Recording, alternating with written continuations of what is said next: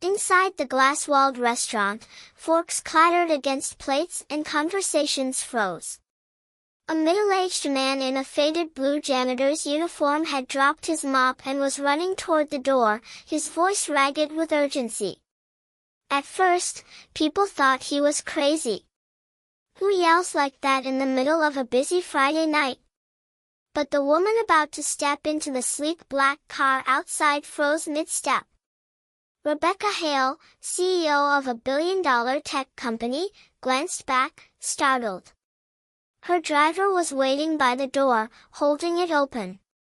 She had almost leaned inside when she saw the janitor sprinting toward her. In that instant, the driver lunged. His hand shot out to grab her wrist. Rebecca stumbled backward, shock exploding in her chest. Screams erupted from bystanders. The man shoved toward her, but before he could drag her inside, the janitor slammed into him from behind, sending both men crashing into the hood of the car. The driver snarled, pulling a knife from his jacket. Rebecca's heart nearly stopped. She scrambled back as security guards rushed forward. But the janitor, hands bleeding from the struggle, shouted at her. "Run!" She did. Moments later, the would-be kidnapper tore free and bolted into the driver's seat. The tires screeched, the car fishtailed wildly, and within seconds, it disappeared into the city streets. Rebecca stood frozen on the curb, her pulse thundering. The janitor, this man she had seen sweeping floors in her corporate building dozens of times but never once spoken to, had just saved her life. His name was Daniel Brooks. To most, he was invisible. A janitor who emptied trash bins, pushed a mop bucket down silent hallways, and kept his head low. But to his daughter, 10-year-old Emily, he was everything. A father, a protector, a provider. Years ago, Daniel had been a rising star in mechanical engineering. He was innovative, sharp, full of ideas that could change industries. But when his wife, Laura, was diagnosed with cancer, everything collapsed. Medical bills swallowed his savings.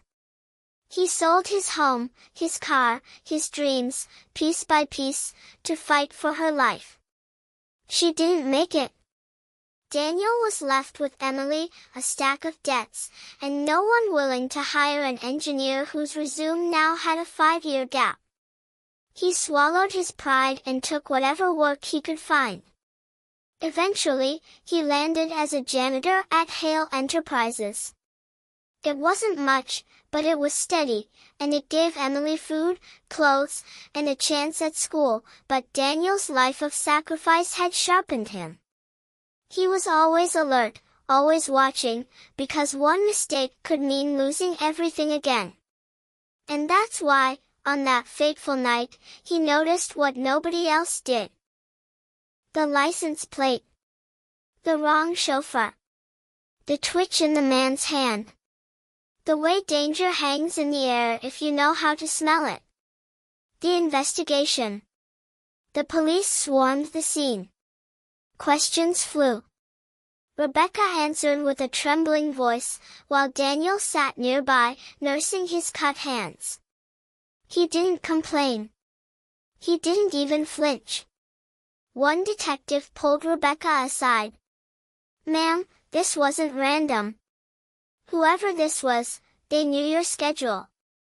They knew your car. This was planned." Rebecca felt her stomach drop. She looked at Daniel. He had gone back to quietly standing in the corner, as if he didn't belong in the middle of all this chaos, as if he was just waiting to be dismissed. But Rebecca knew better. Without him, she'd already be gone. The next morning, Rebecca didn't go to her usual corner office. Instead, she asked her assistant to bring Daniel up. When he stepped inside, his eyes darted around nervously. The office gleamed with glass walls, polished wood, and a skyline view, worlds away from the janitor's closet where he usually changed. Rebecca stood. "Mr. Brooks, you saved my life." He shifted uncomfortably. "Anyone would have done the same." "No," she said firmly. "Not anyone. Everyone else just stood there. You acted." Silence stretched between them. Rebecca finally asked, "How did you know? How could you tell something was wrong?" Daniel hesitated, then sighed. "When you've lost enough, you start noticing things other people miss. I couldn't just stand by." His voice cracked slightly. "I know what it's like to lose someone. I couldn't let it happen to you." Something in his words pierced her.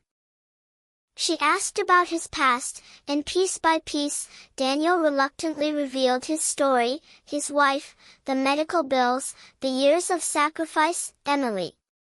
By the time he finished, Rebecca's chest ached. This wasn't just a janitor. This was a man who had fought battles far harder than any boardroom war, but the story didn't end there.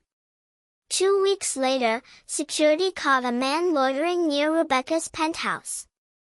A burner phone in his pocket had text messages referencing her daily schedule. Someone still wanted her taken. Rebecca was rattled. For the first time in her life, the woman known as the Iron CEO felt vulnerable. And strangely, the only person she trusted was not her bodyguards or advisors, it was Daniel. One night, after an emergency board meeting, Rebecca walked with him to the parking garage. "Why do I feel safer with you than with my entire security detail?" she asked half-jokingly. Daniel gave a faint smile. "Because I'm not paid to protect myself. I'm a dad. Protecting people, it's all I know anymore." Just as he said it, movement flickered in the shadows. The hiss of a door opening. Rebecca's breath caught. 2 masked men stepped forward, knives glinting. Daniel shoved her behind a concrete pillar. "Stay down." What happened next burned into Rebecca's memory forever. Daniel fought with a ferocity that didn't match his tired frame. He swung a broken broom handle like a weapon, disarming one attacker. The other slashed his arm, but Daniel didn't stop. Security finally arrived, tackling the men, but it was Daniel who had kept her alive in those critical seconds. Bleeding, panting, he simply said, "Are you okay?" That moment changed everything. Rebecca Hale was not a woman easily impressed. But Daniel Brooks had shown her something more valuable than business genius, courage, loyalty, and sacrifice. She reviewed his old engineering work herself. What she saw stunned her. His designs were brilliant, patents waiting to happen. The next week, she offered him not only a job as an engineer but also a scholarship fund for Emily. Daniel resisted at first, afraid of accepting charity. But Rebecca shook her head. "This isn't charity. This is recognition. You've already proven you're a man this company, and this world, needs." Months later, Daniel Brooks wasn't pushing a mop anymore. He was in a lab coat, working alongside top engineers, designing technology that would change lives. Emily thrived in school, her eyes shining with pride every time she told classmates, "My dad's a hero." As for Rebecca, she carried with her an unshakable truth: titles and wealth don't define greatness. Sometimes, the people we overlook are the ones holding the world together in silence. Because on that night, when the CEO almost got into the wrong car, it wasn't her bodyguards, her wealth, or her power that saved her. It was the heart of a single dad in a janitor's uniform.